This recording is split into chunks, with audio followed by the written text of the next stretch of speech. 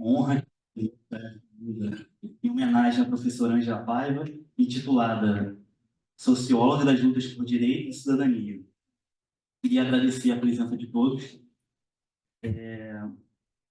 E a gente vai fazer o seguinte: a gente tem uma comissão de acessibilidade aqui na Semana de Ciências Sociais, então cada palestrante vai fazer uma autodescrição. Então, até porque está gravando e tudo mais, eu sou um homem branco, de 27 anos, estou vestindo uma camisa azul social e uma calça branca. Então, vamos lá. O que dizer sobre Ângela Paiva? Pessoa única e incomparável. Ângela atuava como pesquisadora do Núcleo Interdisciplinar de Reflexão e Memória Afrodescendente, IREMA, do qual foi uma das fundadoras. Como líder do Grupo de Pesquisa Direitos, Reconhecimento e Desigualdade, GEDRED, e como coordenadora central de cooperação internacional da PUC-Rio.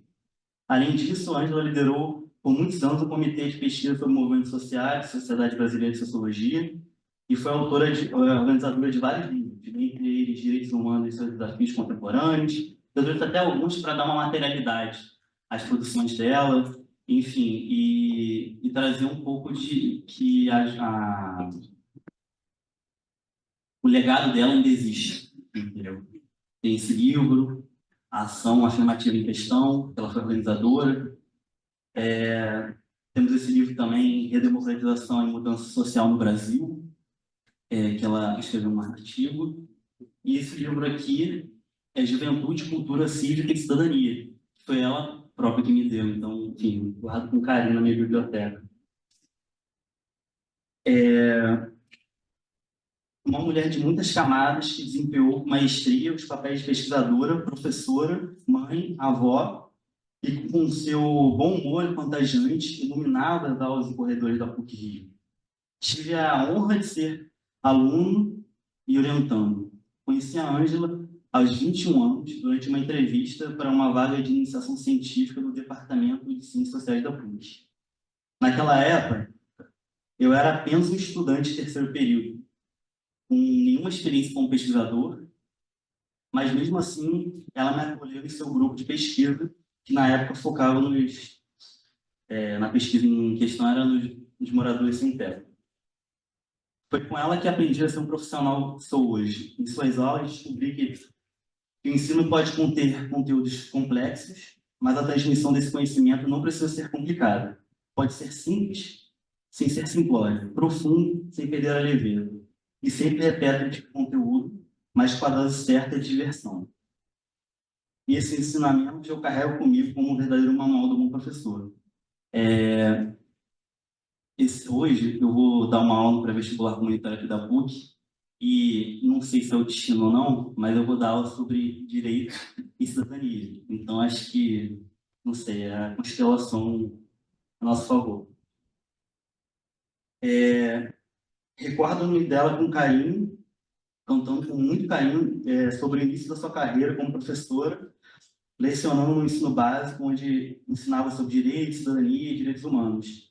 Eu lembro dela contar isso de maneira muitos aspectos, sabe? A gente, nas reuniões que a gente tinha, mensais, quando era da iniciação científica, ela sempre falava dessas questões não como uma forma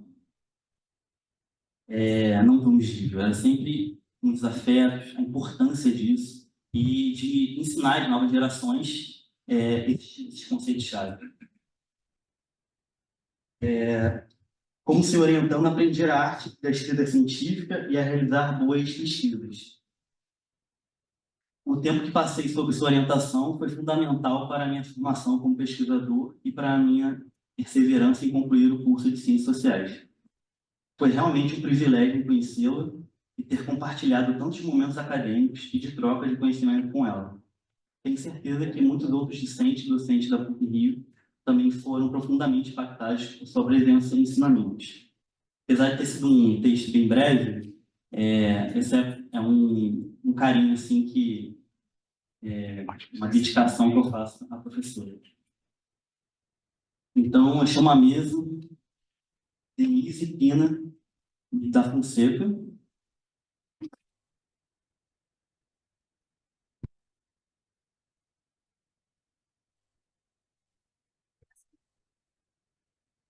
Thaisa Sanches.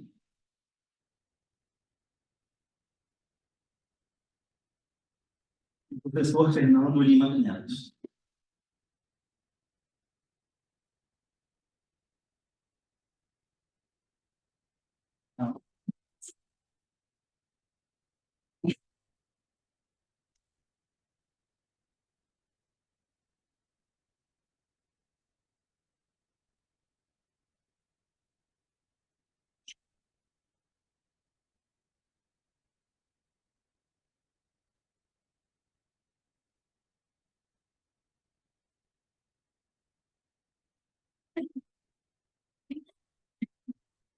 Boa noite. Sim, boa noite a todos e todas. É uma honra, uma alegria ter de volta ao grupo, minha casa, de coração, alma mater, que não foi forma. Queria agradecer na pessoa do Fernando, da pessoa da Isa, ao departamento por essa oportunidade tão linda de estar com a Ângela, né? Ela está entre nós. Para honrar e, no meu entendimento, não há melhor forma de honrar uma mulher guerreira como foi Ângela, uma fazedora, senão falando sobre a obra dela, né? E sobre ela, de uma forma que a inteligência artificial não nos informa já, que não esteja na internet, né? Então, eu não quero falar sobre a Ângela, eu quero falar com a Ângela. Quero falar sobre ela, sobre o que nós fizemos juntas, sobre o quanto isso é importante para mim e como tenho certeza é importante para ela, né? Talvez iluminar algumas das nossas vivências comungadas que foram tão importantes para nós. E eu estou aqui para ver os outcomes, né? Do que a gente fez nas gerações que nos seguiram, que vêm nos seguindo. E é com muita alegria que eu vejo que as nossas melhores apostas, elas renderam bons frutos, né? Estão rendendo bons frutos. Então, é sobre isso que eu quero falar. Há muito mérito em falar sobre a Ângela, mais do que a empatia e o amor que a gente tem pela colega, pela mulher, pela amiga, pela companheira, pela professora, pela mentora. Para cada um de nós, ela tem um peso, muitos pesos, né? Mas há pelo menos 3 dimensões de mérito sobre falar sobre a Ângela. A primeira, na dimensão da socióloga, dessa muito importante, da intelectual que ela é, o legado que ela deixa como socióloga. Segundo, como você já acabou de dizer, lembrar que ela foi, antes de mais nada, uma educadora, né? Ela acreditou na educação, ela começa e termina a formação acadêmica dela no campo da educação, porque ela acredita na educação como um mecanismo de transformação, né? Baseado em valores, né? Numa sociedade que busca justiça, que busca garantia da cidadania. Esses eram os valores, né? Ela também foi uma articuladora importante, né? Soube articular uma quantidade de dimensões da vida acadêmica. A vida acadêmica não é um mar de rosas, todos nós sabemos, né? Ela soube articular muitas das dimensões da vida acadêmica, com excelência, mas também com generosidade e afetividade, isso é muito importante. E eu queria começar falando sobre a Ângela mulher, né? Porque ela dá um testemunho importantíssimo, e que talvez as biografias não, do currículo Lattes, ou da Escavador, ou do LinkedIn, não contem, né? É um pouco esse currículo que eu quero resgatar, resgatando um pouco a mim mesma, né? Porque sempre quando a gente fala, né, como diz o oráculo do Templo de Apolo, na ilha de Delfos, conhece-te a ti mesmo, né? Toda forma de conhecimento, como diz Humberto Eco, é autoconhecimento. Então, falar de si, falar do teu percurso, comungado com uma mulher como Ângela é também falar da obra dela, né? Então, eu e Ângela temos uma quantidade de nexos de vida, não planejados, obviamente, não por nós, talvez por Deus, para quem acredita nele. Nós começamos ambas, nós somos contemporâneas, e começamos ambas lá na década de 70, mais ou menos na mesma época, ela na Santa Úrsula, eu na USP, depois na UFRJ, ela fazendo letras, eu fazendo arquitetura e urbanismo, na mesma época. E logo depois de graduadas, começa a história da mulher da década brasileira, letrada da década de 70, casada, mãe de filhos, cujo marido tem uma carreira fora do país e que então começa uma saga de idas e vindas, para dentro e para fora de distintos países, o que vai forjando uma outra maneira de ser no mundo, né? Então, ela tem família no exterior, primeiro na América Latina, depois no Chile, no caso dela, no meu no Equador, depois nos Estados Unidos, em Connecticut, e eu em Houston, Texas, enfim. Comungamos esses caminhos e descaminhos na mesma época, nas mesmas épocas, com formações em paralelo. Levamos 2 mestrados cada uma, né, mudando de área.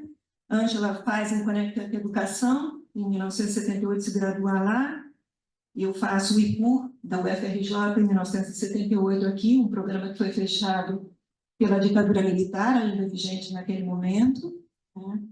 Depois ela faz um outro mestrado no UPERJ em Sociologia, e eu faço um outro mestrado na University of Houston, ela em 94, eu em 91, ela trabalhando com Sociologia e eu trabalhando com Latin American Studies. E a gente, deste lugar da alteridade, do sair e começar a ser outra em outro lugar, e olhar para si mesmo e olhar para o seu país no fim do regime militar, no começo do processo de redemocratização, olhando numa perspectiva totalmente distinta da nação, ambas com preocupação com justiça social, ambas com preocupação com a formação das novas gerações.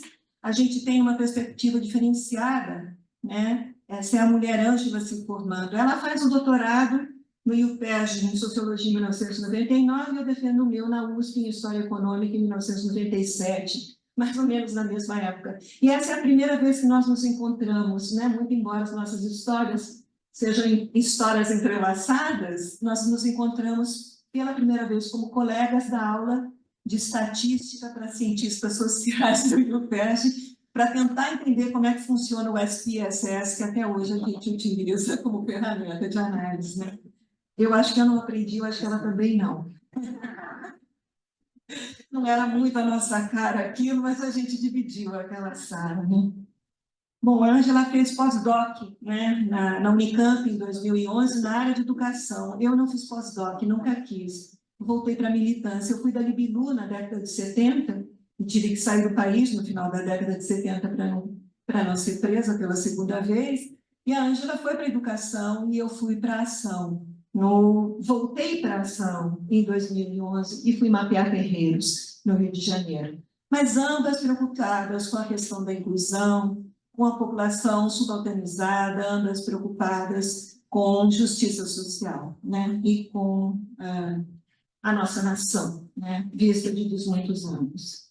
Essas características comungadas, minha e de Ângela, e eu falei que eu ia falar com a Ângela, não sobre a Ângela, né?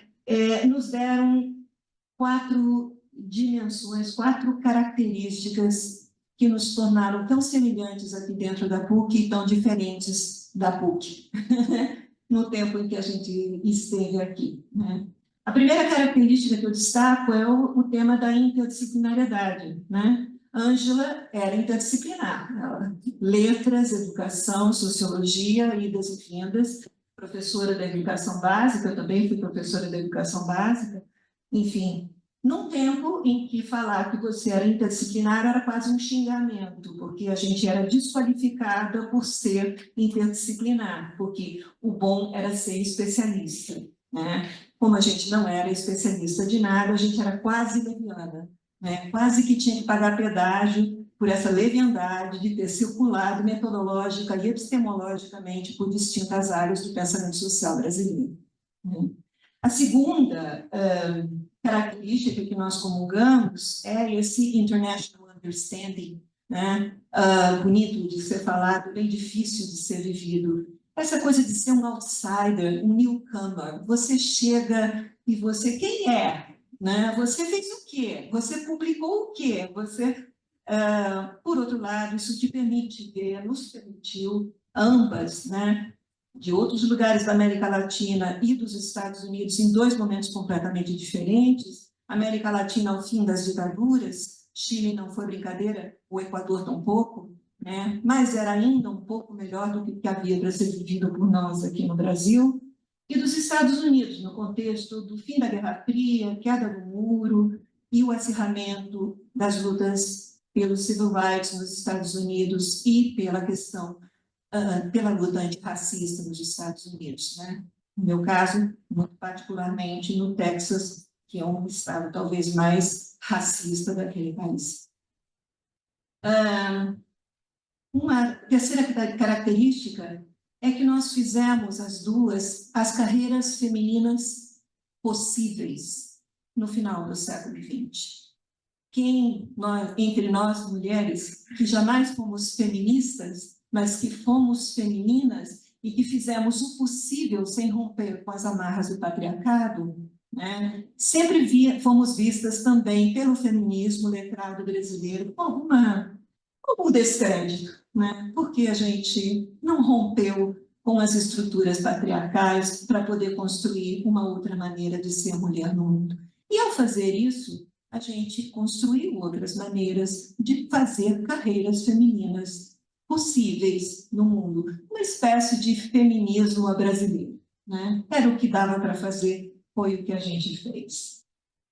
E desse lugar, então, uma última característica, como tanto ela quanto eu acreditamos na educação como mecanismo de transformação social fundamental, a gente escolheu a academia como palco de uma ação em busca de transformação social. Então, o nosso fazer acadêmico, ele foi e é um fazer missionário, em um certo sentido, ativista em outro, se a gente quiser assim dizer, né? A gente fez academia e faz academia, mas não para honrar a academia, é para utilizar as estruturas acadêmicas e das instituições de ensino superior para que elas prestem o serviço a qual elas são destinadas para a sociedade em que as sustenta e as alimenta. Então, eu tenho certeza que a Ângela sempre acreditou que o trabalho acadêmico dela é também um trabalho de militância política.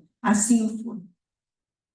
Dito isso, é desse lugar que eu falo, hoje em dia é muito importante a gente dizer qual é o seu lugar de fala, né? Então, esse é o meu lugar de fala, né? Dessa carreira possível, dessa mulher possível, do fim da década de 70, na sua formação na graduação, do fim da década de 90, completando a sua formação superior, entrando na vida da docência, acreditando na docência como mecanismo de transformação política. Há um fato, há um momento nas nossas vidas, minha e de Ângela, que é no ano de 2002, finalzinho de 2002, que vai ensejar a construção do Unirema, que é a nossa principal obra comungada, né? Eu e Ângela, mais o Marco Antônio Pamplona, que não está aqui do Departamento de História, fundamos o Unirema em 2003. Então, eu queria contar um pouquinho dessa história, sem tomar muito do tempo de vocês. Como é que ela nasce? Seria por aí, talvez, agosto de 2002, quando uma tarde o vice-reitor acadêmico, Danilo, nos chama, eu, a Ângela e o Marco Antônio Pamplona, na sala da acadêmica, e ninguém sabia do que se tratava. Quando a gente chegou, dá um certo medo, né? Você está ali, né, no programa do vice-reitor acadêmico, mandou chamar, opa, e foi que eu fiz de errado, né? Porque só posso ter feito alguma merda, né? Lá fui eu. E chegamos lá, estávamos os três, entrou uma equipe enorme de funcionários do consulado dos Estados Unidos aqui no Rio de Janeiro.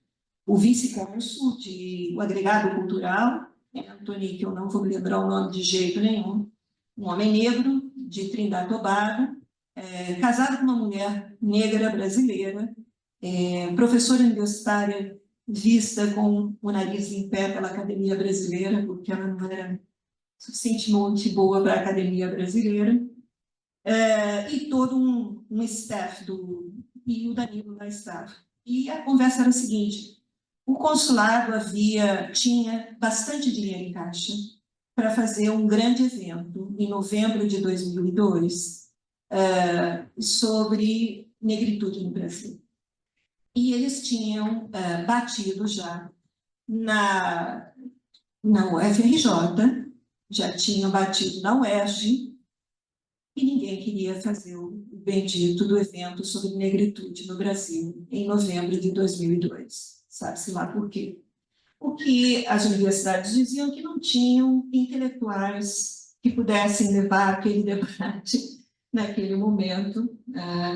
E, como último pedido, como última tentativa, o consulado dos Estados Unidos bateu na PUC do Rio de Janeiro e colocou dinheiro sobre a mesa. Olha só, eu tenho $25.000, a cifra era essa, tá? Para vocês fazerem um evento. Opa, legal. E a gente começou, então, a falar como seria um evento assim. Então vamos fazer uma mesa sobre religiões de matriz africana. Vamos fazer uma mesa sobre mulheres negras.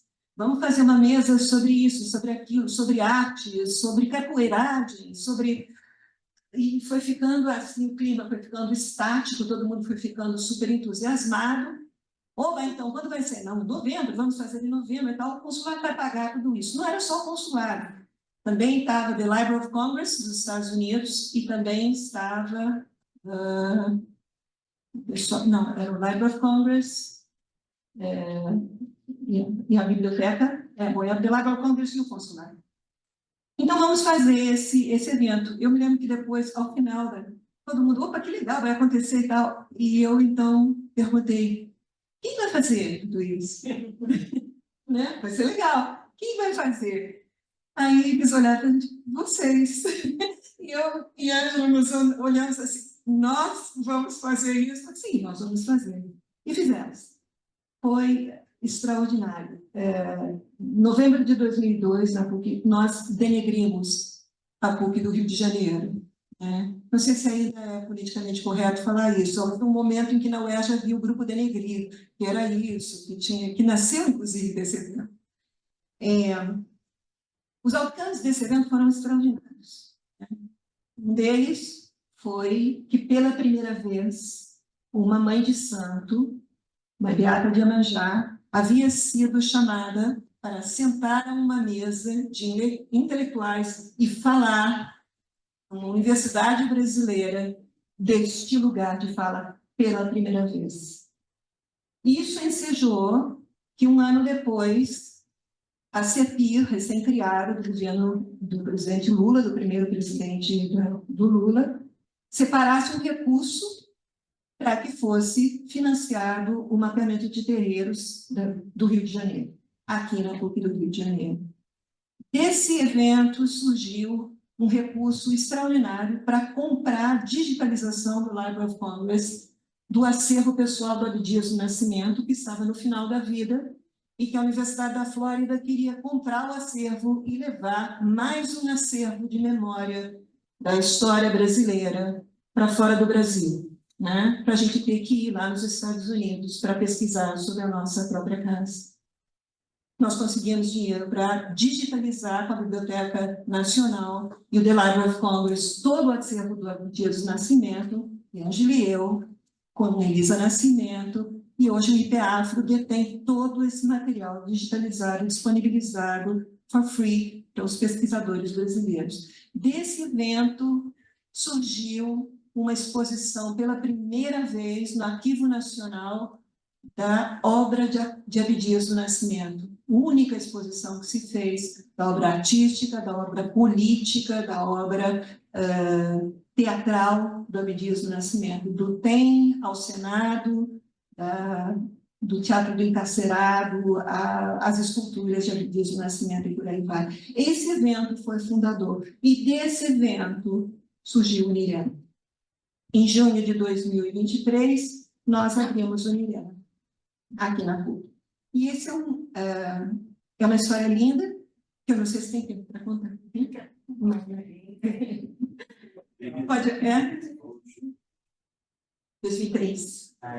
Eu falei 23? Não, 2003, estou lá. A primeira grande discussão era sobre a nomenclatura, porque os NEABs, os núcleos de estudos afro-brasileiros, haviam tido um momento muito importante na história da academia brasileira para o movimento negro, em particular o NEAB da Cândido Mendes, que havia levado, em décadas anteriores, uma pesquisa espetacular, também financiada pelo governo americano, né, que foi o primeiro acervo de memória e de história, de base documental primária sobre a militância negra brasileira que havia sido feito no Brasil. Mas, por alguma razão, na década de 90, os NEABs perderam o momento.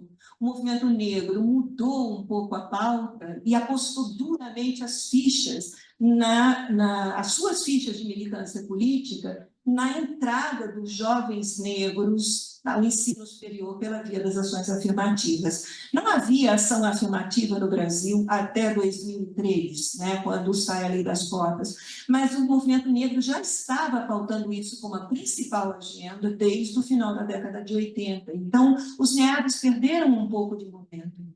Foi nesse contexto em que nós montamos o NIREMA. E a própria escolha da nomenclatura, não é o Núcleo de Estudos Afro-Brasileiros da PUC do Rio de Janeiro, é o NIREMA, conta um pouco qual era o contexto histórico no qual a gente estava pensando as relações raciais naquele momento na PUC do Rio, dos quais Ângela era uma das pessoas mais importantes aqui na PUC, que se discussiavam, se dedicavam a fazer essa reflexão. Tinha que ser núcleo, não podia nem ser centro, nem instituto, porque isso confundia com outras estruturas institucionais da PUC. Então, o núcleo era não negociável. Tinha que ser interdisciplinar. Por quê? Por causa que Ângela era interdisciplinar, eu era interdisciplinar e Josafá era interdisciplinar. E a gente já tinha montado com Josafá 2 ou 3 anos antes o NIMA, né, que foi o núcleo interdisciplinar de meio ambiente, né? Então, tinha que ser interdisciplinar porque era isso que a gente queria, porque tinha que se transformar numa instituição interdisciplinar. Nesse salão, eu me lembro que a primeira reunião do NIMA, em que a gente falou, vamos fazer uma reunião interdisciplinar sobre a água, chamou-se Sobre as Águas. A gente disse, olha só o que está acontecendo. Era incrível, porque as pessoas, engenharias, ciência social, serviço social, história, geografia, cada um falando sobre a água dentro da sua perspectiva, e ninguém conseguia entender a linguagem do outro. Não conseguia entender os pressupostos metodológicos das pesquisas do outro. Como é que a gente ia se interdisciplinar se a gente não consegue nem escutar uns aos outros? Então, a interdisciplinaridade possível no começo dos anos 2000 era um caderno com espiral, né? Junta os trabalhos de cada uma das áreas, mete uma espiral e diz que é interdisciplinar. Isso não é interdisciplinar, né? Quem era interdisciplinar sabia que aquilo não era interdisciplinar. Então, isso era a pauta do NIREMA, tem que ser interdisciplinar, isso tem que acontecer em uma nova episteme, uma episteme que congregue distintas metodologias, distintas pedagogias, distintas maneiras de ver o mundo, que a alteridade esteja colocada no centro do pensamento. Era essa a ideia do NIREMA na sua fundação. A Angela estava lá para ajudar a fazer essa discussão. Tinha que ser de reflexão e memória. Por quê? Porque tinha que conter, conhecer, refletir, agir. Pesquisa, ação. Conhecimento sem intencionalidade não nos leva a lugar nenhum. Era essa a nossa ideia. Então, tem que ter memória, mas tem que ter reflexão sobre memória e tem que ter ação como consequência. Se não fizer isso, não serve para nada, não muda nada. Era essa a nossa ideia. Então, em base a isso, duas coisas, escrevemos um estatuto e esse estatuto trazia duas coisas como fundantes. Primeiro, nós temos que construir bases documentais primárias, nós temos que construir conhecimento. Se a universidade não constrói conhecimento, ela não faz nada, ela não presta serviço. Era essa a nossa ideia. Então, tem que conhecer, mas tem que conhecer com base em documental, e aí a historiadora aqui diz que tem que ter documento, se não tiver documento é filosofia. Então, bota o documento primário sobre a mesa. E logo tem que saber o que está sendo dito fora dos nossos muros, porque já estava acontecendo o processo de que a produção da novidade já estava começando a acontecer fora dos muros da academia. E a gente tinha que ser capaz de entender os movimentos sociais como construtores de conhecimento e respeitá-los na sua dimensão hermenêutica, na sua dimensão epistêmica. Para isso, a gente, então, chamou ele de Núcleo Interdisciplinar de Reflexão e Memória Afrodescendente, que data o nosso momento no debate racial brasileiro. Naquele momento, Abdias estava vivo e estava falando do panafricanismo, na construção de uma diáspora negra, né? Então, ele insistia, ele, o criador do conceito afro-brasileiro, que usa um hífen, que ao mesmo tempo que une e afasta, né? Dizia, não, vamos deixar de usar afro-brasileiro e vamos usar afrodescendente. Isso nos irmana, isso pode nos ajudar. Então, era esse o estado do debate no momento em que o Nirema nasce. Por isso que ele tem essa cara de New Kid on the Block, né? Que é basicamente a nossa cara no Nirema, porque ninguém usava essa terminologia e a PUC usava a partir da perspectiva daquela mulher possível, do international understanding, daquela percepção de alteridade, qual é o papel da academia? Por que não usar? Por que não arriscar? Por que não fazer? Então, essa era a nossa ideia. Teria tantas coisas que eu diria sobre Ângela. Eu vi Ângela fazer coisas incríveis. Eu estava naquela sala da congregação quando ela assumiu a diretoria do departamento, né? Nunca vou me esquecer. Entre as muitas coisas, ela disse, eu peço a Deus saúde. Eu peço a Deus saúde para poder tocar essa missão, porque certas estruturas institucionais são moedoras de gente. E ela sabia o que ela estava enfrentando. Foi o primeiro pedido que ela fez. Muitas coisas vieram, e eu quero terminar, porque senão eu poderia ficar horas contando coisas, contando causas, eu adoro contar causas, mas eu conto para vocês que Marielle foi morta no dia 14/3/2008, 18, perdão. E no dia, eu fui até olhar os meus alfarrados lá, no dia 28/4, nós tínhamos já formado um grupo de mulheres, formadas por Ângela Paiva. Olha só que mulheres essas. Rosana Hellinger, Gisele Birman Antonietto, Elielma Machado, Luana Genot, Aniele Franco, Marinete Franco, Viara, Rita Morricone, Leona Forma e eu. Nós fizemos uma iniciativa que se chamava Legado Marielle Franco de Educação para a Ação. Eu tinha conhecido Marielle em 1999 no Morro do Timbal, no Ceará, quando eu dava aula lá, nos fins de semana, no pré-vestibular, fazia parte. Eu fui orientadora da Eliana aqui, no doutorado da Eliana aqui.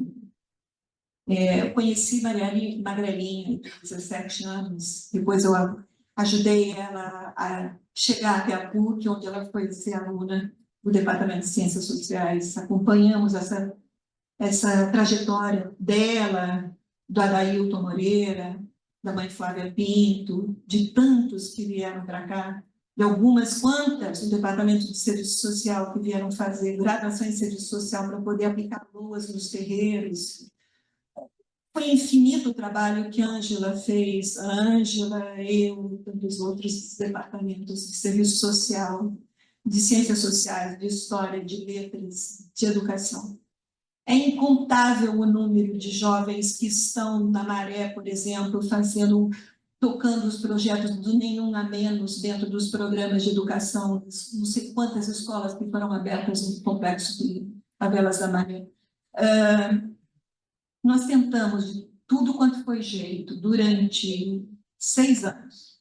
O último post do WhatsApp que nós tivemos nesse grupo, se chamava Legado Marielle Franco de Educação para Ação, é do dia 25/3/2024.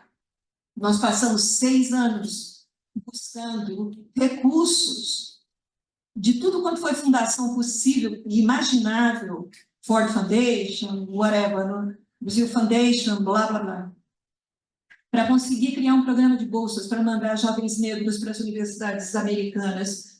E Ângela mobilizou mais de 105 Historical Black Colleges para a gente tentar levar esses alunos. E a gente tinha a aceitação de todas essas universidades. Nós não conseguimos um centavo, porque o apetite para isso mudou na cena pública brasileira. Então, a luta é uma luta permanente. Quem entra nessa missão entrou para sempre. E leva para sempre essa missão consigo. A última coisa que eu queria contar para vocês, eu me emociono porque, como não se emocionar, foi o que a Ângela me disse. Eu acabei ficando sabendo que ela estava doente. Escrevi, fazia poucas semanas. E ela me respondeu, eu vou terminar com as palavras da Ângela, agradecendo a vocês o tempo e a atenção. Ela disse, estou tranquila, ou mixed feelings, medo, tristeza, atordoamento e vontade de acabar tudo logo. Beijo grande. Eu acho que Deus ouviu as preces da Ângela nas 2 vezes em que ela pediu alguma coisa. Obrigada.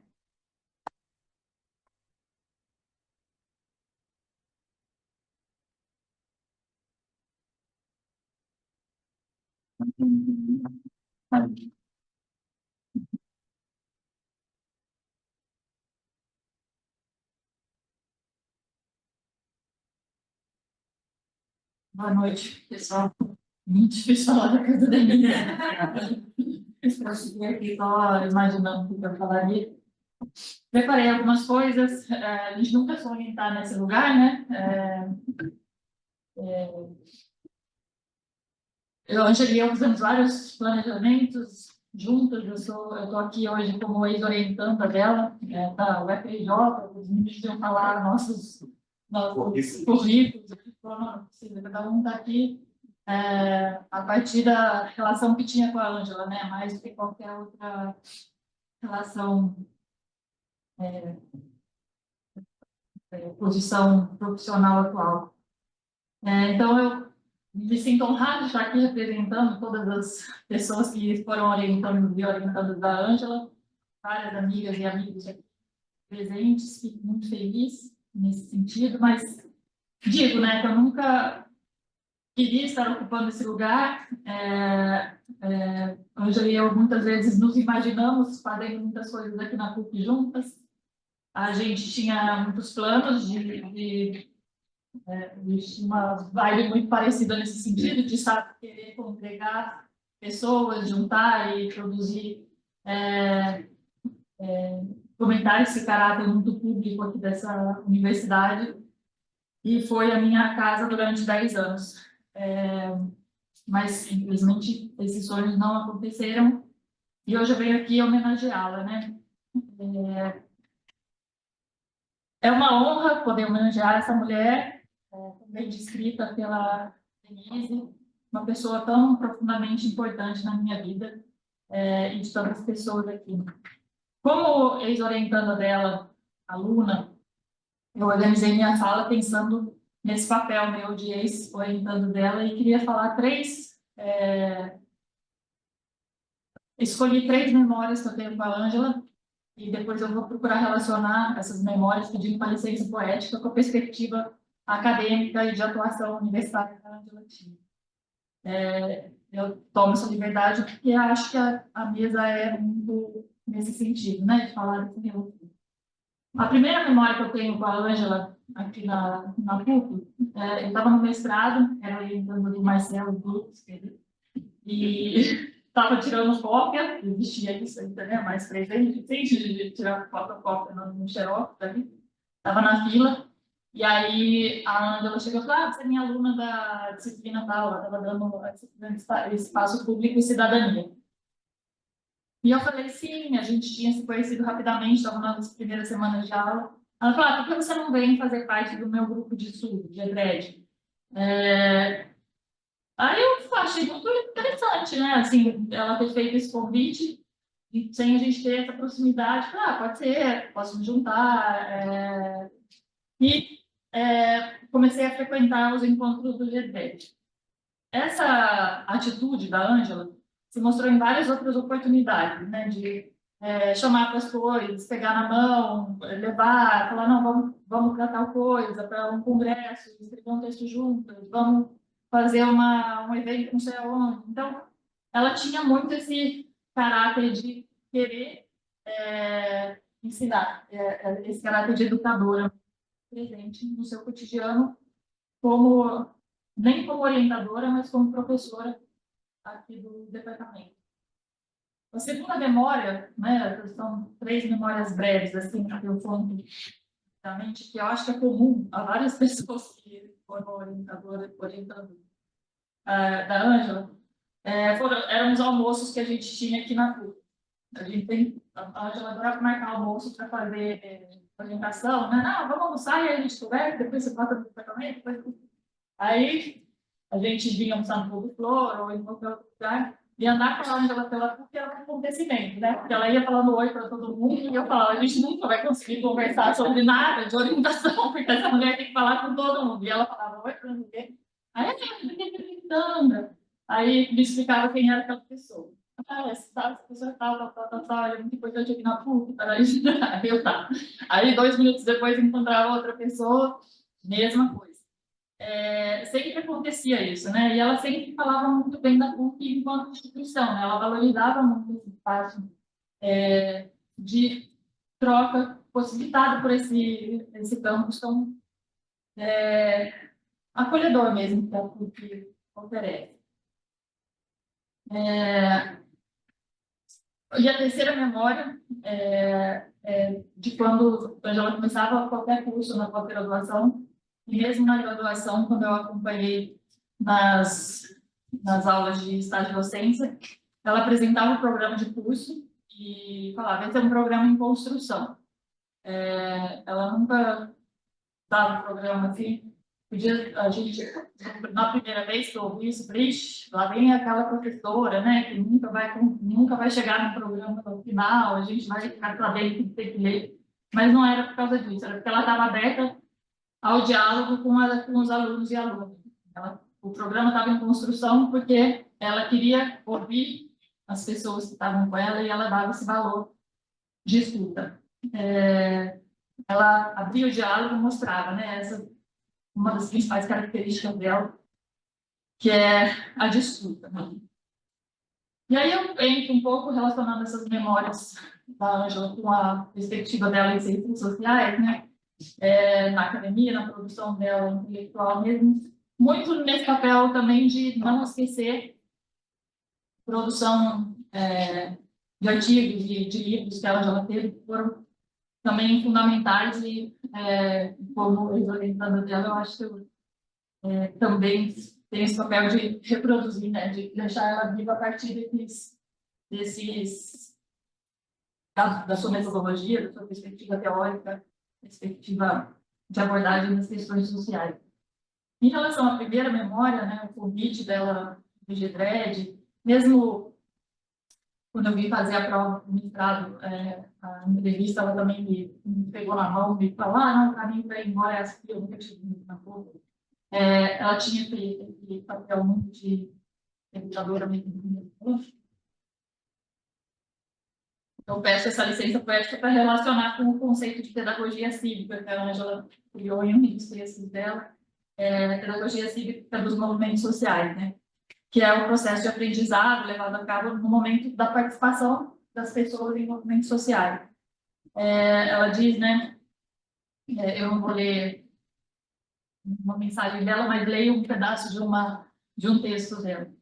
A própria ação que se inicia pode ser pedagógica, permitindo nova ampliação de seu mundo cognitivo, não apenas com as experiências vividas e com as estratégias pensadas, mas principalmente com os marcos interpretativos que são construídos e que fornecem novas visões de mundo para os atores. Esse conceito de pedagogia cívica, sempre falei isso para a Ângela, eu gostava muito, porque ele consegue traduzir, eu acho, a perspectiva que a Ângela tinha mesmo em relação aos movimentos sociais, de serem espaços de educação cívica. E eu vejo ela também nesse papel, um pouco de educação cívica junto aos alunos e alunas dela, né? Ela tinha essa pedagogia junto com a gente também, de ensinar a ser estudante de ciências sociais, ensinar a ser pesquisador de pós-graduação, como o Bruno colocou, que ele aprendeu a ser pesquisador com ela. Corrigir até as vírgulas e entradas, enfim. Então, essa pedagogia mostra também como ela acreditava que essas instituições e organizações, a universidade, mas na sala de aula, tinha também esse papel de ensinar a ser cidadão, a ter autonomia sobre sua própria produção, sobre sua própria vida, enfim. Essa virada de chave, né? Ela gostava de falar disso, aí vira a chave dos atores, ela falava nas aulas dela. Vira a chave para a pessoa que percebe como cidadão e pode participar e tal. Eu acho que tinha muito a ver com essa virada de chave que ela tentava fazer com que a gente fizesse aqui nesse espaço universitário. Essa abertura ao diálogo dela também se mostrava muito no grupo de estudos do GEDRED, né, onde ela liderava o grupo junto com o Fernando e com a Sará durante um período. Quando eu entrei era com a Sará, ela, nesse grupo, né, ela não só marcava os encontros, as reuniões, os workshops, estava sempre me mandando mensagem no WhatsApp: Thaís, vamos agitar aquele grupo, né, tinha me colocado nesse papel meio de agitadora do GEDRED, e apontava caminhos com muita atenção, né, eu queria sempre que os orientandos e orientandas apresentassem suas pesquisas, para a gente aprender junto uns com os outros também. Acho que foram espaços de muita troca entre nós, né? Cada um de nós apresentava a nossa pesquisa e os outros podiam comentar, era uma coisa muito rica. Em relação, já passando ao segundo exemplo, né, dos cumprimentos que ela tinha aqui na PUC, sei. Acho que eu estou falando muito rápido, mas é que se eu parar, eu vou começar a chorar. Então, a gente vai falando rápido, para não dar tempo de ter emoção. Eu pensei, né, em como relacionar isso com outro conceito que ela gostava muito, que era o de afinidades eletivas, do Weber. Ela usou muito esse conceito na tese dela, para falar, né, de similaridade entre os valores católicos de justiça e solidariedade com aqueles estabelecidos na nossa Constituição, né, relativos à igualdade e liberdade. Então, enfim, eu não vou me estender, né, eu acho que fica aqui o convite para todo mundo conhecer o trabalho da Ângela também nesse sentido, né, qual é a leitura que ela faz desse conceito de afinidades eletivas do Weber e como ela utiliza. Mas isso me faz a relação com esses cumprimentos que ela fazia aqui na PUC, acho que ela tinha uma afinidade eletiva com a PUC, né, de ter encontrado aqui na universidade não só um lugar onde ela partilhava dos valores da Igreja Católica nesse sentido, né, de solidariedade e justiça, mas um espaço também de coletividade, né, de solidariedade. Solidariedade era um conceito que a Ângela gostava muito também de falar, né, e de explorar nas aulas e com a gente, e colocar, né, se questionar, né, quais eram os valores que estavam por trás da solidariedade que se vendia e que dizia existir atualmente.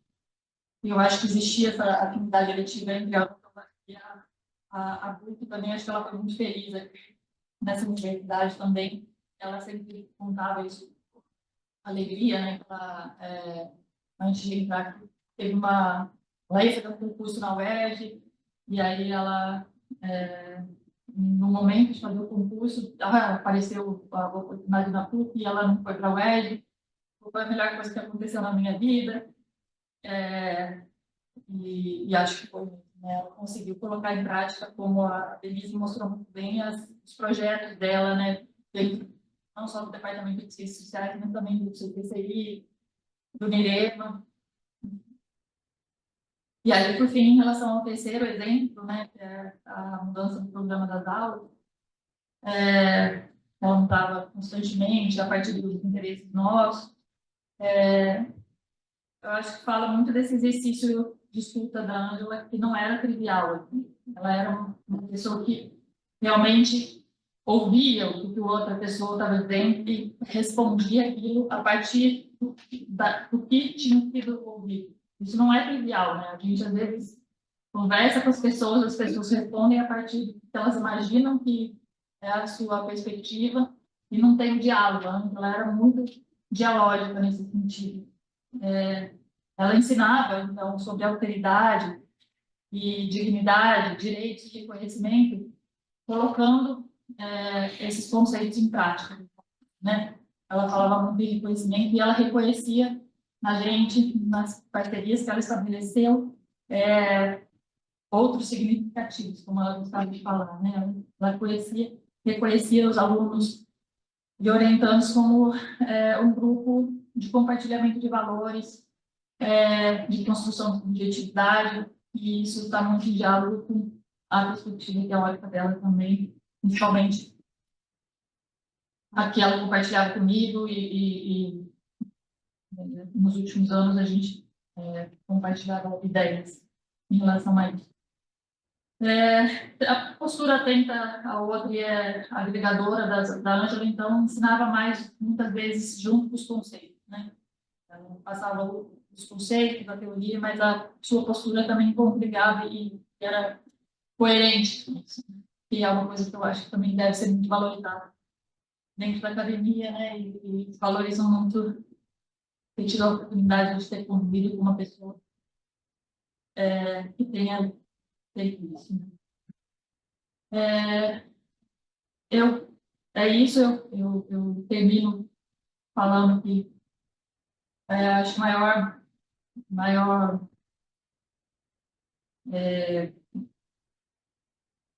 homenagem que a gente pode fazer à Ângela é continuar praticando as ciências sociais, não só como escrita, como leitura, mas cotidianamente, como ela fazia, né? Como esporte de combate, mas como, para usar o porquê, mas acho que a Ângela fazia isso muito bem, e a melhor forma da gente manter a Ângela viva, acho que é. Obrigada.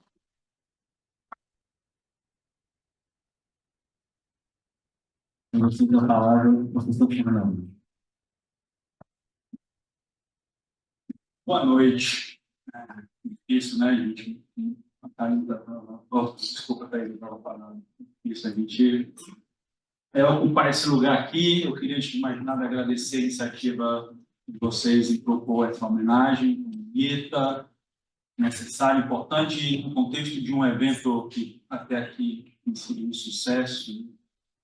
Estávamos ontem no GT de Movimentos Sociais, justamente, com a Brena, com o Guido orientando-os, com a Thaisa debatendo comigo os trabalhos, e foi assim, muito estimulante a discussão que a gente teve. O Bruno trouxe algumas questões, alguns conceitos que trabalhava com a Ângela. Foi um momento importante que permitiu a gente, de alguma forma, problematizar um assunto que, entre nós, né, é um assunto muito recorrente, dada essa afinidade eletiva teórica que tínhamos com Max Weber, em particular na forma como Weber compreende essa relação da ciência com a política. É uma relação difícil, fronteiriça, né? Nós, como sociólogos políticos, eu faço essa brincadeira. A gente, não importa para a gente, onde a gente olha, a gente sempre enxerga poder, né? Assim, não importa se a gente está olhando para o Estado ou para um casal de namorados, a gente enxerga poder, mas essas coisas se misturam, poder se mistura em tudo. né? E o Max Weber tinha essa compreensão bem diferente do Marx, de que o processo histórico ele não segue um dever, né? Não tem um caminho, a luta de classes que conduz à transformação das sociedades. O processo histórico é opaco, não tem direção, ele é desprovido de um sentido inerente, e o que há são disputas de poder em torno do sentido que a gente atribui ao processo histórico. Então, as coisas se misturam. A realidade histórica, o processo histórico é caótico, é sujo. E a teoria, ela serve para a gente arrumar as coisas, né? Para a gente conseguir compreender esse processo histórico a partir de um prisma, que é o prisma da sociologia política, no nosso caso, de inspiração weberiana. E não por acaso, eu gosto muito de usar as tipologias, né, como um instrumento de pesquisa, de produção de conhecimento. O Weber ele tem a tipologia clássica da ação social, inclusive várias formas de ação racional, né? Ela pode ser racional com relação a fins, com relação a valores. Essas coisas se misturam, mas analiticamente elas precisam ser distintas.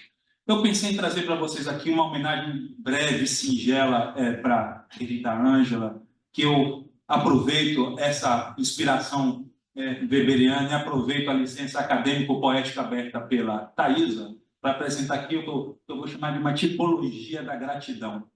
São 3 formas, 3 âmbitos diferentes de gratidão que eu tenho para com a Ângela, né, que me ajudaram a virar muitas chaves assim, e me ajudaram a me conduzir, estar aqui onde eu estou hoje. Gratidões que se atravessam, né, nos âmbitos profissional, intelectual e pessoal. Então, primeiro, vou falar assim rapidamente de cada um deles, porque tem essa fronteira da política com a ciência, mas também tem a fronteira da ciência com as emoções, que é uma fronteira ainda mais movediça, mais difícil da gente controlar. Mas eu conheci a Ângela, olha que curioso, eu falei isso ontem, eu conheci a Ângela em um evento como esse aqui, em uma jornada estudantil promovida pelos estudantes, na época que estava fazendo mestrado na FJ, e ela foi convidada para discutir, para debater nosso GT, e eu tive, né, uma boa conversa com ela, e foi ali que a gente começou trocas que, alguns anos depois, culminaram na minha entrada na PUC. Ela foi fundamental, abriu as portas da PUC para mim, para entrar aqui no quadro complementar, e eu estava terminando meu doutorado na França, eu estava no grupo do Alain Touraine, né, que é uma referência importante para ela, o Cadiz. Lá eu conheci o Geoffrey Players, e a gente veio para cá, nos aproximamos, e eu descobri que a Ângela já tinha todas essas redes com o Geoffrey, com o Cadiz, no grupo de pesquisa da ISA, o RC21, de movimentos sociais. Isso que ajudou, aliás, outro dia desses, né, o Geoffrey veio a se tornar presidente da Associação Internacional de Sociologia, e no quadro de um projeto coordenado pela Ângela, Movimentos Sociais de Esfera Pública, do CapSprint, trouxemos o presidente da ISA, né, para fazer um mini curso só para os alunos após, conferências, e infelizmente a Ângela não pôde estar presente porque foi justamente no momento em que a doença cometeu o seu estágio mais crítico.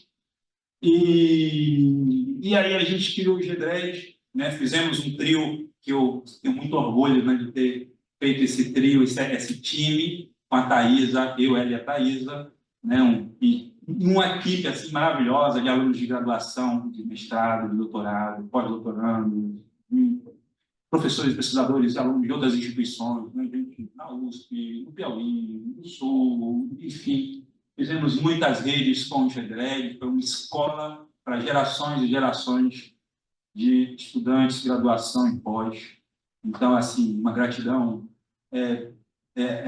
imensa profissionalmente, uma gratidão imensa também intelectual, né? Acho que a convivência com a Ângela me permitiu. Eu vinha de pesquisa sobre ONGs, sempre interessado no tema da sociedade civil, mas particularmente ONGs, depois ouvidorias, depois coletivos, e aí os coletivos me aproximaram mais da questão dos movimentos sociais, mas a gente sempre tinha muita afinidade teórica, muita sintonia teórica, e a convívio com a Ângela me permitiu abrir horizontes na minha própria compreensão sobre os movimentos sociais, sobre a relação da democracia com os direitos, e a ponto de, inclusive, um dia, uma vez, estava lembrando disso, alguns, acho que ia com tempo, talvez, inclusive, no 2014, a gente terminou, eu estava dando um curso, ela estava dando outro curso, e aí, na última aula, a gente teve essa ideia, porque as bibliografias dos autores eram diferentes, mas as questões eram muito próximas, e a gente teve a ideia de fazer um encerramento conjunto. Reunimos as duas turmas e fizemos uma aula. Foi muito bom, porque aí ficou mais marcado ainda, né? Essa afinidade teórica que a gente sempre compartilhou, esse compromisso com a democracia, sem abrir mão de rigor científico, acadêmico. Então, eu aprendi muito do ponto de vista intelectual com a Ângela, a vasta obra, né, que ela passou já pela questão da juventude, da escola, dos movimentos sociais, sempre problematizando essa questão da relação do direito com a democracia. E eu acho que tem duas coisas assim, que, no meu entender, ficam de forma mais, talvez, promissora, né, potente, potencial, acredito eu, de desdobramentos teóricos dentro da questão dos movimentos sociais. Eu acho que são dois pontos que eu acho que a gente ainda pode desdobrar e render bastante. Nós, parceiros de pesquisa, os ex-orientandos, que são, primeiro, a questão da esfera pública, como ela dizia sempre isso, né? Um espaço de fruição dos direitos, e ela gostava dessa palavra fruição, né? Porque a fruição é isso. O que é a fruição, né? A fruição é uma coisa que é dinâmica, que é processual. Ela falava o quanto que a esfera pública estava ameaçada e recrudescendo dentro do contexto do governo Bolsonaro, todas as ameaças que pairavam sobre a democracia e os efeitos que isso tinha para a esfera pública. Então, acho que essa perspectiva processual é importante, é uma herança intelectual importante que eu acho que fica da Ângela, assim como eu fiquei curioso, Thaisa, eu sempre falava com ela da pedagogia cívica também. E eu sempre dizia a mesma coisa: Ângela, você tem que investir nisso, nessa questão da pedagogia cívica, porque é um conceito muito bom, que é uma forma de pensar o aprendizado adquirido na prática política, né, em particular na construção do ator, né? A Thaisa estava chamando de virada de chave, né, esse diálogo diálogo, né, com, enfim, esse processo contínuo de construção da ação, de construção do ator. Eu acho que é um conceito que realmente é bastante promissor. E, por fim, mas não menos importante, talvez mais importante ainda, as outras duas formas de gratidão que eu tenho com ela, além da profissional, além da intelectual, é gratidão pessoal, que acho que ela pode ser resumida em uma palavra, que é a amizade, né? Uma amizade que foi fortalecida, tinha um convívio pessoal. Almoçávamos muitas vezes, almoçávamos profissionalmente, almoçávamos intelectualmente, e almoçávamos como amigos também. O almoço que eu tive com ela foi justamente com a minha filha. E é isso, eu queria somente mencionar, né, essas três formas de gratidão que eu acho que me conduzem aqui para prestar essa singela homenagem à minha colega de departamento, né, gratidão profissional, à minha parceira de pesquisa, de debate teórico, gratidão intelectual, e à minha amiga, né, a gratidão pessoal. É isso. Nossa.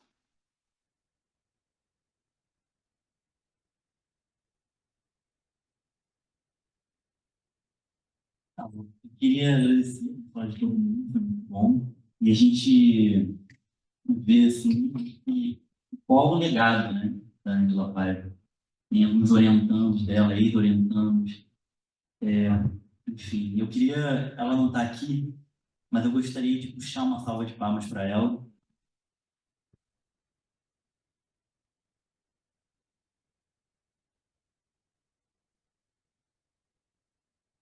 E agora a gente vai abrir para homenagens de algumas pessoas que já tinham falado previamente sobre o que vão fazer.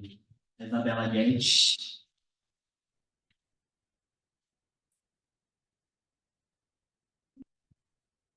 Boa noite a todos. Para quem não sabe, sou Isabela Guedes, jornalista. Bom, pediram para fazer uma identificação. 1,59 de altura, uso óculos Ray-Ban, cor roxo, estou vestida de azul, o sapato verde musgo, e tricolor como a Ângela, mas banguense também. Então, vamos lá. Seguinte, o meu contato com a Ângela não foi departamento, porque, na verdade, sou jornalista de formação.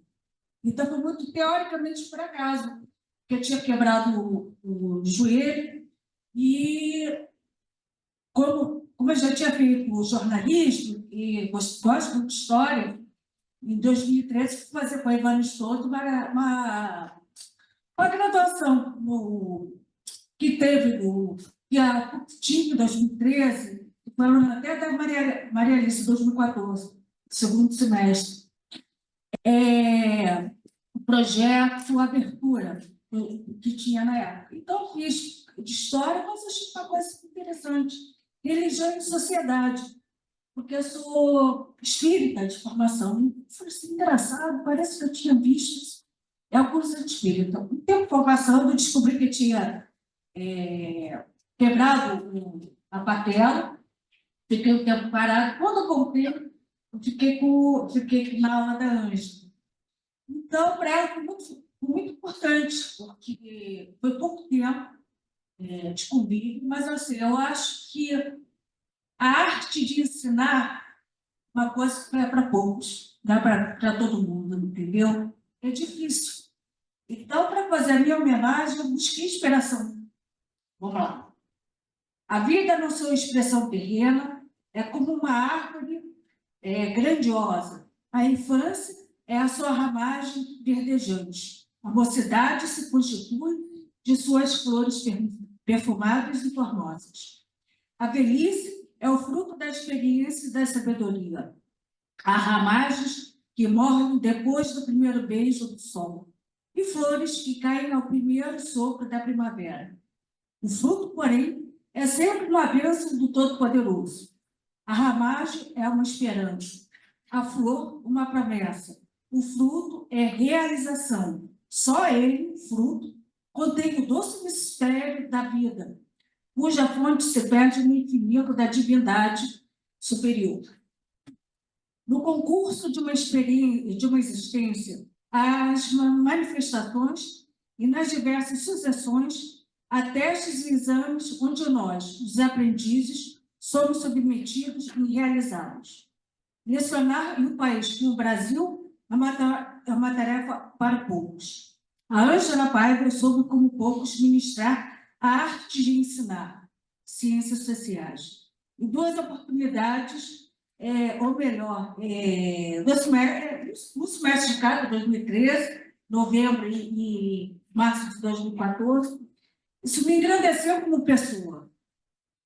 Então, esse meu agradecimento muito singelo, assim, porque a vida a gente aprende, o aprendizado na vida é igual.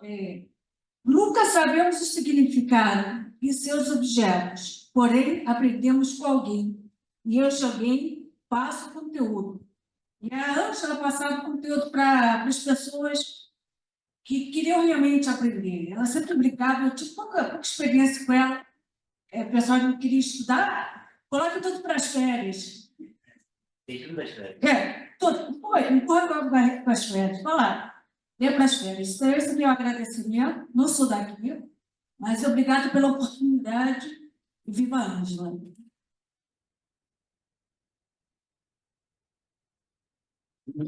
Pediu a palavra e eu esqueci de mencionar a Sara, pediu para justificar a ausência dela, pois não há problema na coisa, pessoal. Eu pedi de ver. Tá. Agora a gente vai passar para a Brena, mas depois a Júlia, tá bom?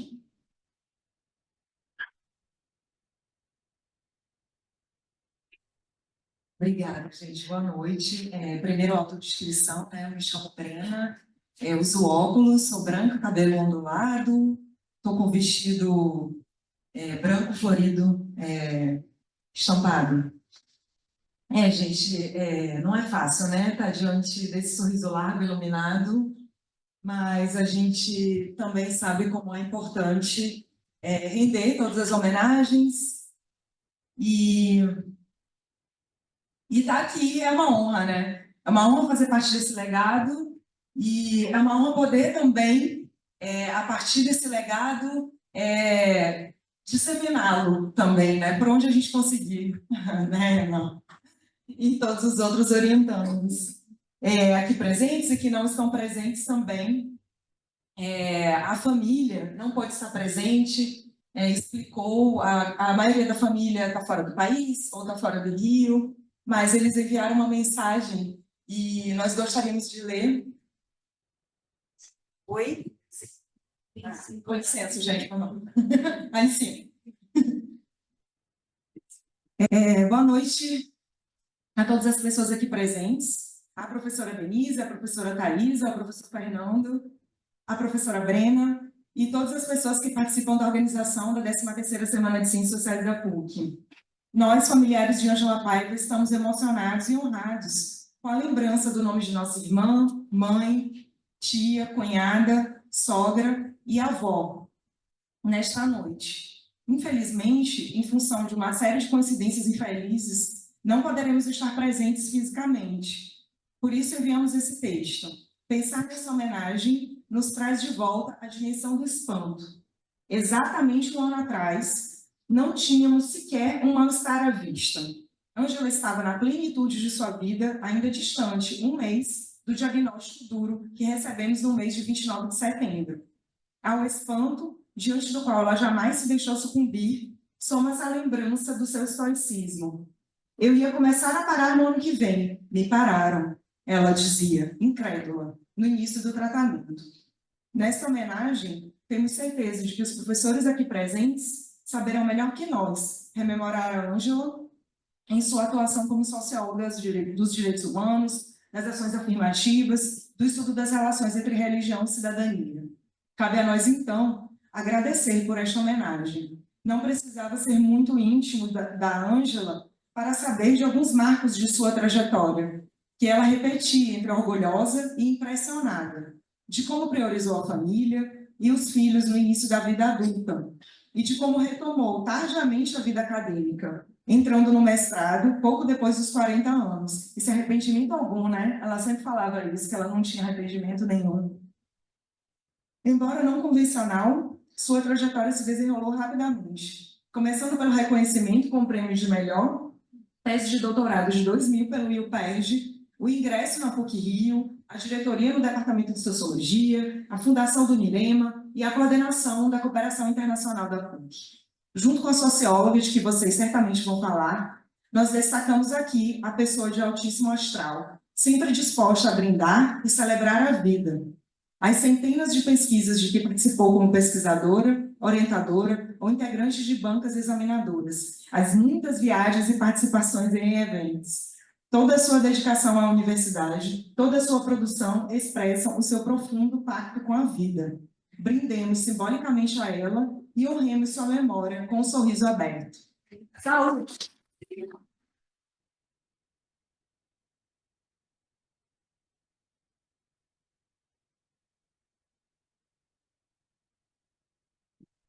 Mais alguém? Depois da Júlia?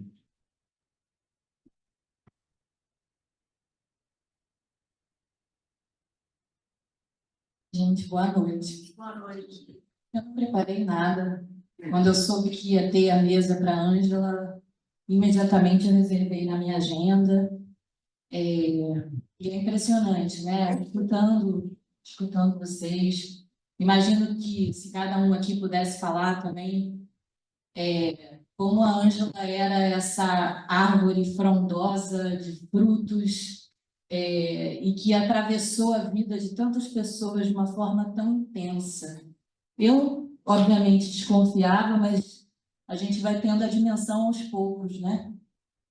E eu queria falar um pouquinho justamente do que ela foi para mim.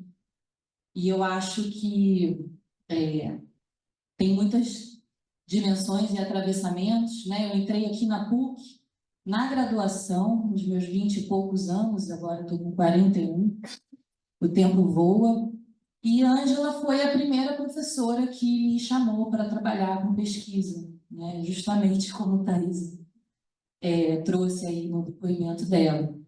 Vamos trabalhar. E ela botava a gente para trabalhar mesmo, né? Me botou para mexer no SPSS, alguém tinha que mexer. E a gente ia lá, aprendendo junto. E foi quando, na verdade, eu olho para trás e eu vejo que todo esse debate sobre direitos humanos, que é uma questão com a qual eu trabalho até hoje, né, surgiu ali, nessas leituras, nessas primeiras leituras, quando a gente se junta ao Marcelo, né, e a gente vai fazer pesquisa sobre educação em favela.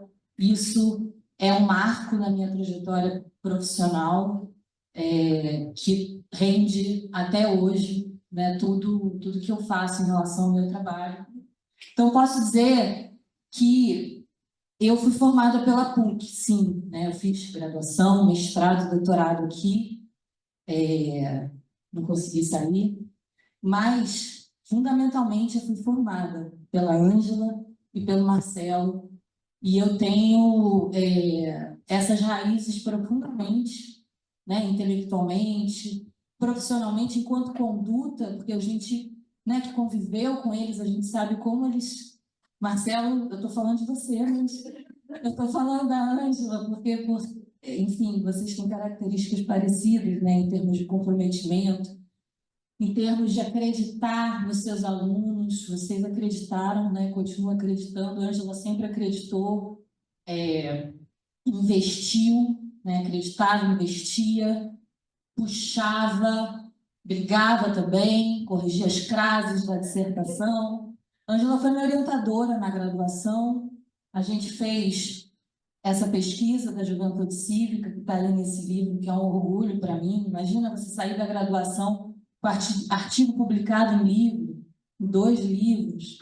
E tudo isso era favorecido e a oportunidade que eles realmente queriam dar para a gente, né?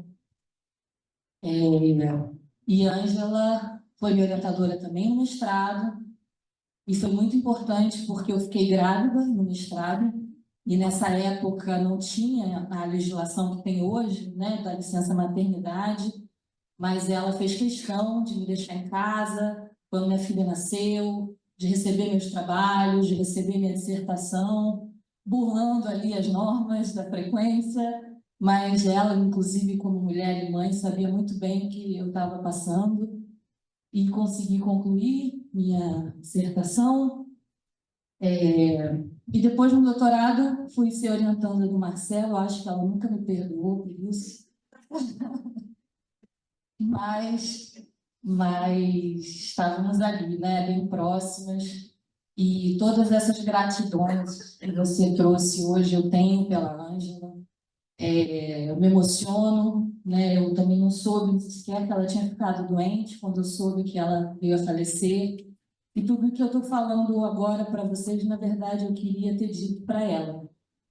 A importância que ela teve na minha vida, desde o começo. Acho que a nossa aproximação, além da pesquisa em si, das aulas, né? Quando a gente descobriu que a Ângela tinha sido aluna do CAP da UERJ, também pronto. Meu olho brilhou, o olho dela brilhou. Isso pode parecer trivial, gente, mas só quem foi aluno do CAP da UERJ sabe a importância de uma escola como essa, e a gente vê a formação política desde o início ainda. Então, sempre admirei muito, continuo admirando, quero poder me inspirar na Ângela pelo resto da minha vida, enquanto profissional, enquanto intelectual, sabendo da importância que ela teve na vida de tanta gente, e na importância de ser um educador, de marcar a vida dos seus educandos para o bem, para o positivo, para afirmar o que é bom, o que é potente no outro. E ela sempre fez isso. Então, obrigada por vocês me ouvirem. E, Ângela, muita gratidão.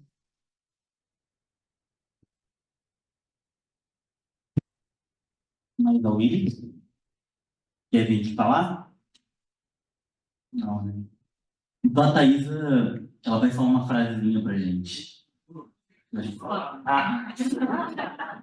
A Júlia falou. É por isso que eu perguntei. É um perigo. Você pode falar, é um perigo. Porque, eu acho que, de algum modo, né, eu aprendi muito a respeitar o luto. Não é por acaso que o luto, em geral, dura um ano, né? Uma estimativa. Eu me sinto de luto em relação a mim. Isso torna as coisas também mais difíceis, porque a Ângela foi, desde que eu entrei no departamento, ela entrou um pouquinho depois, a gente dividiu muita coisa. Uma das coisas que a gente dividiu, que era assim, um rally, né, que era uma especialização à noite, a gente toda terça-feira, durante 10 anos, dividia a sala de aula. Era ela lá e eu aqui, né? E ficava muito evidente a diferença de uma professora, né, com um nível de capacidade de domínio daquele ofício, e um doutor que se torna professor, diferente. Né? Então, a Ângela, ela tinha isso, vai ficando claro ao longo da trajetória dela no nosso programa. Ela foi campeã das orientações. Eu ficava impressionado, porque ela tinha uma capacidade de orientar, que era uma coisa que chamava atenção. Então, mas eu estava pensando numa outra coisa, né? Porque, na verdade, a gente está nesse ano, está lá 70 anos no Departamento de Ciências Sociais. Né? Isso me levou a entrar em contato espiritual com o Padre Ávila. Né? O Padre Ávila escreveu um livro chamado Alma de um Padre. Eu acabei de ler esse livro, é um livro encantador, não vou falar do livro, mas para dizer o seguinte, que a Ângela, ela é talvez a melhor herdeira desse DNA que o Padre Ávila, que era um jesuíta, né? Que, de algum modo, volta da Bélgica com uma tese debaixo do braço sobre imigração e funda a Escola de Sociologia Política. A agenda do Padre Ávila, de alguma maneira, é a agenda da luta contra a injustiça social, a luta por solidariedade, a luta por direitos. Né? Eu acho que do nosso departamento ninguém encarnou isso como a Ângela. Então, é muito interessante essas coisas, né? Porque a gente está aqui, isso foi uma iniciativa dos alunos, pegaram a efeméride, né? A gente 70 anos, e juntaram coisas, né? Assim como vocês juntaram numa foto interessantíssima o Werneck e a Lélia, né? Que foram ambos candidatos a deputado constituinte nos anos 80, correndo em trajetórias muito distintas, mas ambos lutando pelo Brasil, por uma redemocratização do país. Então, é muito interessante essa evocação, né, que a gente se viu obrigado a fazer da Ângela nesse momento, porque ela talvez realmente encarne, mais do que qualquer um de nós, a alma desse departamento. Né? Veja, 70 anos é muito, mas a Ângela participou de quase 25 anos dessa história. Então, ela não só herda essa memória que talvez nenhum de nós tenha conseguido, nem os mais antigos, mas ela cria raízes nesse país democrático. E, obviamente, o Padre Ávila praticamente não pôde realmente viver como professor do departamento. Eu acho muito interessante isso, sabe? Eu acho que, e ouvindo Denise, nossa, você realmente foi um encantamento ouvi-la, sabe? Assim, eu acho que, né, Thaís e Fernando, maravilhosos, acho que todo mundo, mas você realmente traz uma trajetória mais longa, né? E essa PUC dos anos 90, que você, 2000, que vocês constroem juntos. Né? Então, eu acho que foi muito interessante assim, poder falar da Ângela ainda vivendo o luto, mas de alguma maneira, sabe, assim, é um marco, porque essas coisas às vezes ficam latentes, né? Elas ficam latentes ali. Até que ela é enunciada, né? E eu estou aqui tendo essa epifania, né? A Ângela é realmente o melhor rosto do nosso departamento. Então, uma homenagem assim, muito assim, feliz. Né? Ela representa esses 70 anos do departamento. Acho que é isso.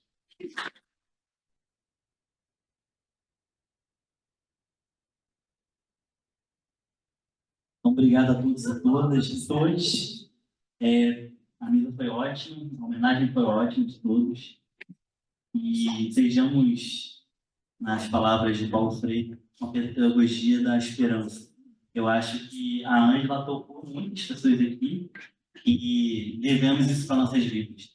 Obrigado.